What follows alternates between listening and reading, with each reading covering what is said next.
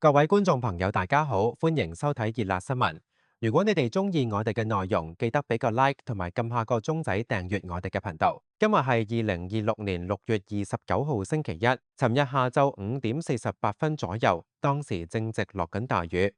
一架由旺角開往慈雲山嘅紅色小巴，沿住九龍城亞皆老街向東行駛。當去到亞皆老街147M 號，即係九龍城裁判法院對開嘅時候，前面嘅車輛因為交通情況突然減速，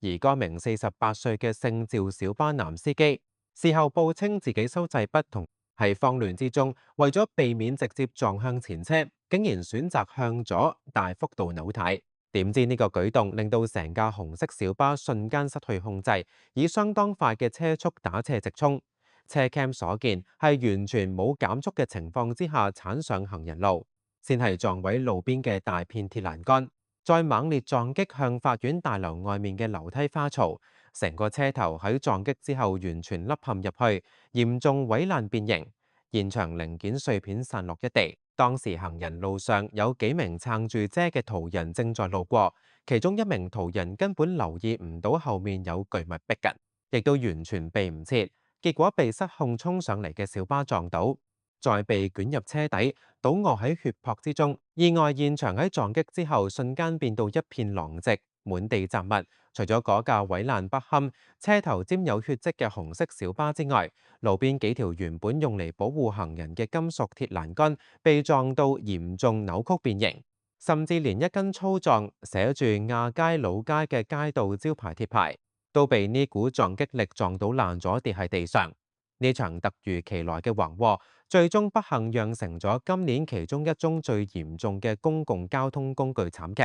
死者係一名43歲嘅姓吳男途人，佢當時被小巴從後猛烈撞擊之後，頭部以及全身多處地方受到極其嚴重嘅重創，當場陷入昏迷。雖然救護員用最快速度將佢送往廣華醫院急症室全力搶救，但可惜因為傷勢實在太過嚴重，延至尋晚7點23分，終告傷重不治。經過當局證實身份之後，呢位不幸喪生嘅吳先生任職於食物環境衛生署，係一名衛生督察，隸屬於北區潔淨及防治松樹組。事發嘅時候，佢正值休班，只係放假經過該處，點知咁就無辜遇上奪命車禍。食環署喺事後隨即發表聲明，已經向吳先生嘅家屬致以最深切嘅慰問。食環署強調會盡一切努力向死者嘅家屬提供適切嘅協助同埋支援，盡量幫佢哋渡過呢個難關。一個正值壯年，仲有漫長嘅路要行嘅男途人，放假出外竟然會遭遇咁嘅不測，真係令人極之痛心同埋難過。除咗不幸去世嘅吳先生之外，意外中仲有18個人受傷，傷者包括48歲嘅小巴男司機，佢自己亦都喺撞擊中令到頭部同埋四肢受傷流血，一度浴血被困喺嚴重變形嘅小巴車廂入面，最後由消防員用工具將佢救出。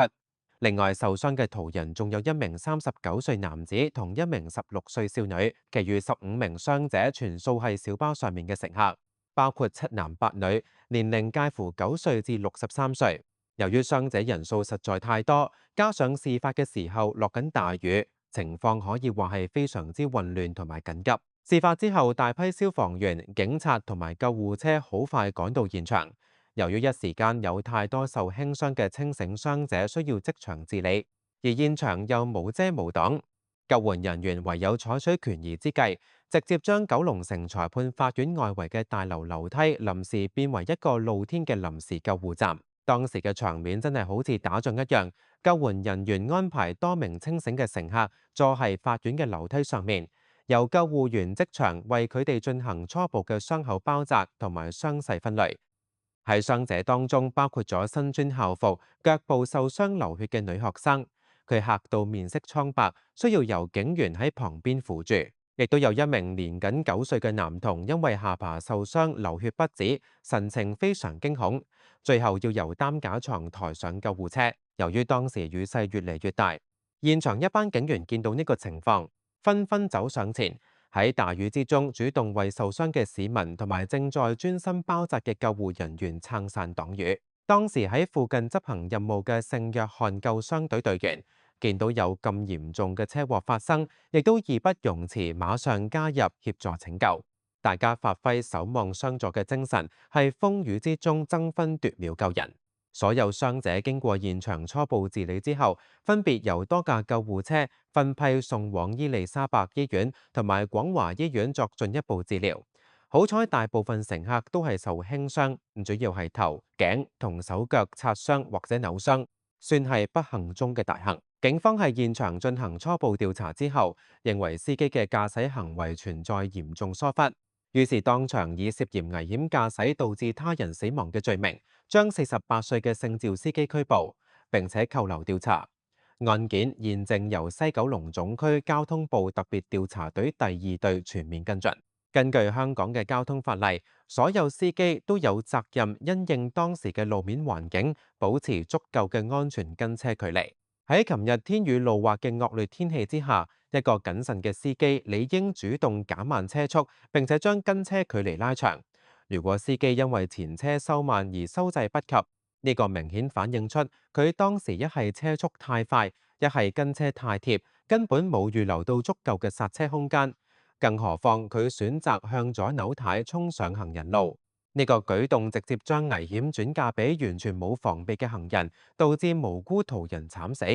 所以司機人為操控失當，好大程度係呢次車禍嘅最大責任所在。根據香港法例第374章道路交通條例第36條，危險駕駛引致他人死亡屬於非常嚴重嘅刑事罪行。一旦被法庭定罪，最高刑責可以被判處監禁10年，同埋最高罰款港幣5萬蚊。除咗坐監之外，判刑仲會伴隨嚴厲嘅停牌令。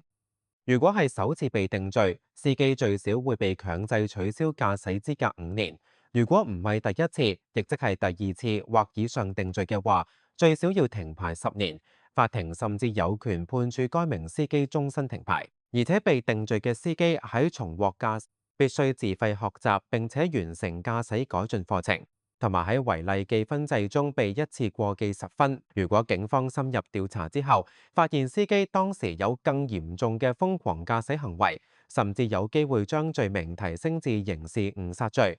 最高刑罰係可以判處終身監禁。講完交通慘劇，我哋轉過嚟睇睇另一單涉及數額巨大、手法新穎嘅重大新聞。警方毒品調查科日前採取咗一個代號為國際禁毒日嘅大型反毒品行動，成功在香港仔避風塘破獲咗一個利用船隻作為流動毒品儲存倉嘅龐大販毒集團。喺呢次行動之中，警方一共檢獲咗高達241公斤嘅懷疑磚狀可卡因。呢批毒品估計市值高達港幣1億8千萬元，呢個數量非常之驚人。亦都係警方過去1年之內錄得最大宗嘅可卡因販毒案件，成功喺毒品流入本地市場之前將佢全部截獲。警方喺呢次海路打擊行動之中，一共拉咗3名本地男女，佢哋嘅年齡介乎46至51歲，當中包括咗販毒集團嘅1名主腦以及2名骨幹成員。據了解，呢班被捕人士之中，部分人具有深厚嘅漁民背景，亦都有人報稱無業。警方指出，呢個販毒集團嘅核心成員均由非常熟悉海路走私嘅不法分子組合而成，佢哋同海外嘅毒品供應商有緊密聯繫，並且透過海路將大批毒品偷運來港。警方透露，由於部分成員本身就係漁民，佢哋對香港嘅海域環境、水路分佈以及海上交通非常熟悉。呢班毒販竟然諗到利用漁民日常出海捕魚同埋作業嘅路線，作為佢哋走私活動嘅完美掩飾。佢哋將走私活動包裝成正常嘅海上捕魚工作，企圖混淆視聽，借此逃避執法部門同埋水警嘅注意，將大批毒品源源不絕偷運入境。今次販毒集團嘅運作模式可以話係非常狡猾同埋隱蔽。不法分子刻意選擇將毒品收藏喺香港仔避風塘眾多嘅船隻當中，企圖加大警方調查同埋偵查嘅難度。據了解，販毒集團利用避風塘船隻作毒品儲存倉，警方喺現場一共起獲咗2艘遊艇，其中一艘長約8米嘅小型遊艇，裡面藏有該批價值1億8千萬元嘅磚狀可卡因。而為咗保證呢批巨額毒品嘅安全，販毒集團更加安排骨幹成員長期留守。警方發現有販毒集團嘅骨幹成員居住喺毒品倉隔離嘅另一艘遊艇內，負責長期監視同埋把風，進行全天候嘅看管。集團之所以選擇係避風塘進行販毒，主要原因係睇中避風塘入面嘅船隻有極高嘅流動性，隨時可以轉移到唔同嘅船隻進行走私，而且係海上面直接接貨，亦都相對陸路更加方便快捷。不法分子更自以為警方喺海上巡邏嘅力度相比陸路比較弱，以為將毒品藏喺海上面就可以做到天衣無縫。喺香港嘅緝毒歷史上，利用船隻或者海上設施進行販毒走私並唔係新鮮事。海關同警方過往都經常破獲利用漁船、貨櫃輪或者快艇運毒嘅案件。但係如果講到直接將遊艇長期停泊喺熱鬧嘅避風塘之內，並且改裝成一個固定嘅流動海上毒品屋，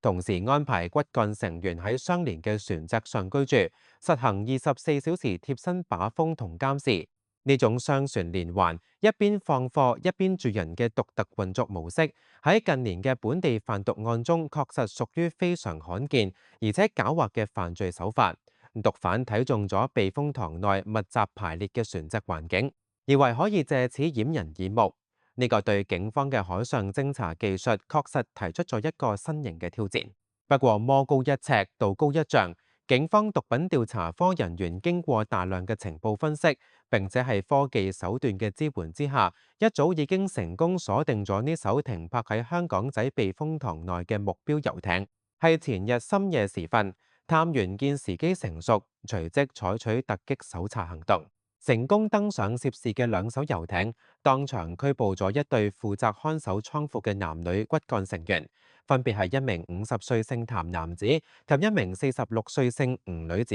並搜獲咗呢一批巨額毒品。隨後探員順藤摸瓜，突擊搜查咗該名51歲姓羅嘅販毒集團主腦位於香港仔利東村嘅住所。喺住宅單位內，探員除咗檢獲一啲同涉案船隻有關嘅文件之外，更起獲咗大量現金、珠寶首飾、名貴手錶同埋名牌手袋等等。估計呢批財物總值超過200萬港元。警方相信呢啲名貴財物全部都係主腦販毒所得嘅非法利益，現已全面作資產凍結。關於販毒集團成員最高刑責，警方重申，根據香港法例第134章危險藥物條例，販運危險藥物係非常嚴重嘅刑事罪行。無論係幕後主腦定係運送毒品，又或者好似今次案件中負責係船上居住把風嘅骨幹成員，如果一經定罪，法庭都會判處極其嚴厲嘅刑罰。呢啲罪行嘅最高刑罰係可以被判處罰款500萬港元以及終身監禁。市民切勿因為一時貪念、受金錢利益誘惑而以身試法。今集嘅熱辣新聞就同大家詳細報導到呢度。無論係陸路上嘅安全駕駛，定係嚴厲嘅緝毒案件，都提醒我哋守法嘅重要性。多謝大家收睇，我哋下集再見。